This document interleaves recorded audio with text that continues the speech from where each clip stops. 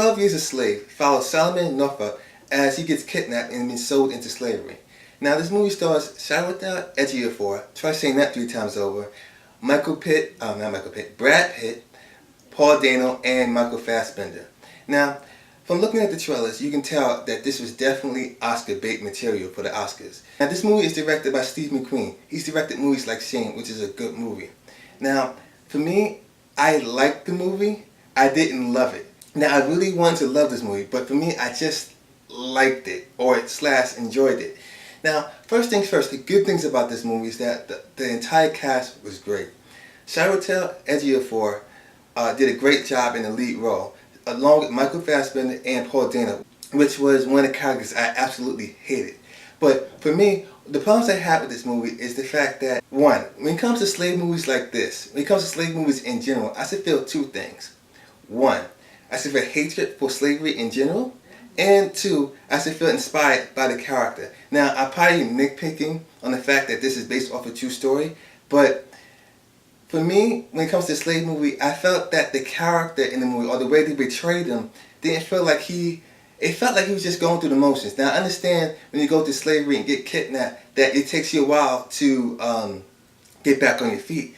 But he was there for a while. I didn't feel that he really wanted to get back to his family, even though he loved them, but I didn't see it in him to feel inspired by him, for him to help him get back to his family. Now, I'm not saying that the character in real life didn't have that, because, like I said before, this is a representation of him. We don't know how he actually felt, but for me, I didn't see the confidence in him to escape. That's what really bothered me. I mean, he did have confidence towards the end, but I would like to have seen that a lot earlier in the film, make me feel more behind him and to support him as a character. I felt that the movie was agonizingly long. Now, with 2-hour movies, I enjoy. Don't get me wrong, I do.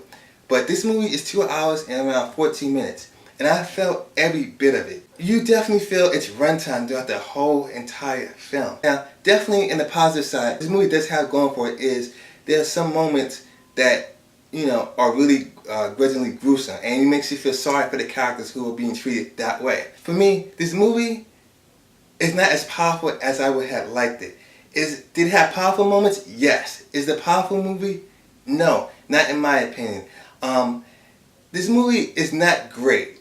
Is it good? Yes, but it's not great the way I wanted it or thought it would have been. I had a lot of issues with it. It's still a good watch, but be prepared for a long journey, because it's definitely a long movie and you feel every bit of its runtime. It's sad to say I like the movie, but it's really disappointing to me. With that being said, I mean, 12 Years a Slave, even though it has good character, even though it has good acting and good costume design and some good moments, but other than that, this movie is just good, not great. And for me, I found it disappointing, because for a movie to come out this time, it's supposed to be Oscar worthy and great.